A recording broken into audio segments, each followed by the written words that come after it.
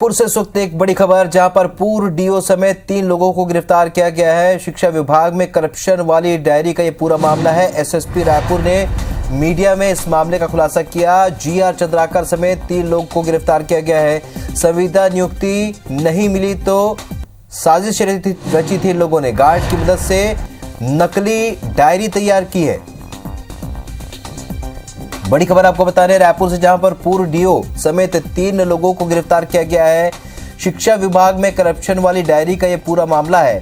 SSP Raipur ने media में इसका खुलासा किया है। जीआर चंद्राकर समेत 3 लोग गिरफ्तार किए गए हैं। संविदा नियुक्ति नहीं मिली तो ये साजिश उन लोगों ने रची थी, ऐसा बताया जा रहा है।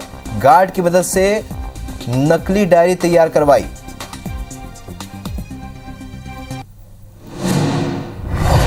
शिक्षा विभाग की वो तथाकथित डायरी जिस पर लगातार बयानबाजी भी हुई, राजनीति भी गरमाई हुई थी। इसी बीच कल शिक्षा मंत्री ने कहा था कि एक पूरी साजिश है और आज इस साजिश का भांडाफोड़ हो।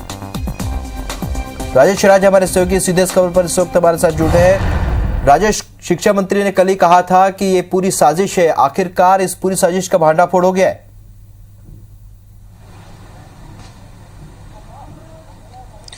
जी बिल्कुल राहुल, रायपुर के एसएसपी ने इस पूरे मामले का खुलासा किया, अभी प्रेस कॉन्फ्रेंस किया और रायपुर में पूर्व डीईओ रहे जीआर चंद्राकर को आरोपी के तौर पर पेश किया गया। उनके साथ साथ संजय सिंह ठाकुर नाम का एक और आरोपी गिरफ्तार हुआ है। साथ में कपिल नाम के एक शख्स को भी गिरफ्तार किया गया है। तो इन 3 लोगों को गिरफ्तार किया है रायपुर पुलिस ने और उसका खुलासा ये है कि जीआर चंद्राकर पूर्व में डीईओ रहे हैं। 2021 में वो रिटायर हो गए थे। उसके बाद लगातार संविदा नियुक्ति का प्रयास कर रहे थे, लेकिन उनकी जगह पे तत्कालीन जो डीओ है एएन बंजारा, उनकी नियुक्ति हो गई। तो इन्हें वो अपने रास्ते में रोड़ा समझते थे और जीआर चंद्राकर ने जिस किसी को भी अपने संविदा नियुक्ति में रोड़ा समझा और उसके खिलाफ बदनाम करने की साजिश रची। और ये साजिश की शुरुआत पिछले साल जून महीने से ही हो गई थी। चूंकि शिक्षा विभाग में जीआर चंद्राकर खुद रहे हैं, तो उन्होंने उन तमाम लोगों की लिस्ट निकलवाई जिन शिक्षकों का हाल फिलहाल ट्रांसफर हुआ था और उस नाम से उन्होंने फर्जी 2 डायरी तैयार करवाई। जीआर चंद्राकर जहां पे रहते थे वहां पे एक गार्ड रहता है और गार्ड को उन्होंने तमाम जानकारी दी और गार्ड ने अपनी हैंडराइटिंग में उन 2 डायरियों में उल्लेख किया और उसी 2 डायरी को वर्तमान शिक्षा मंत्री के जो पूर्व ओएसडी रहे हैं उसकी हैंडराइटिंग वाला बता करके और पूरे शिकायती और ये जो डायरी है, कथित डायरी, उसकी छाया प्रति को लेकर के तमाम लोगों के पास शिकायत की गई। वो मीडिया, राष्ट्रीय व्यक्तित्व से जुड़े हुए तमाम लोगों के पास शिकायत की गई थी। लेकिन 3 दिन पहले ही जिस नाम से शिकायत तैयार की गई थी, आशुतोष चावरे, वो फिलहाल अभी रायपुर में शिक्षा विभाग में पदस्थ है। उन्होंने ही पुलिस थाने में इसकी शिकायत दर्ज कराई थी। 48 घंटे के भीतर पूरे मामले का खुलासा हो गया है और रायपुर पुलिस ने क्लियर कहा कि ये पूरी तरह से मनगढ़ंत, षड्यंत्रपूर्ण साजिश रख करके और लोगों को बदनाम करने की और शासन को बदनाम करने की कोशिश थी। इसमें जो तमाम लोग शामिल थे उन सभी को गिरफ्तार कर लिया गया है। जिस गार्ड ने ये डायरी लिखी थी उसकी भूमिका बहुत संलिप्त नहीं मानी गई है, इसलिए फिलहाल उसकी गिरफ्तारी नहीं हुई है। जी राम, चलिए, तो एक बड़ी कार्रवाई हुई और खुलासा भी हो गया है। आखिरकार इस पूरे घटनाक्रम पर एसएसपी ने क्या कुछ कहा है, अपने दर्शकों को भी एक बार सुना देते राजेश।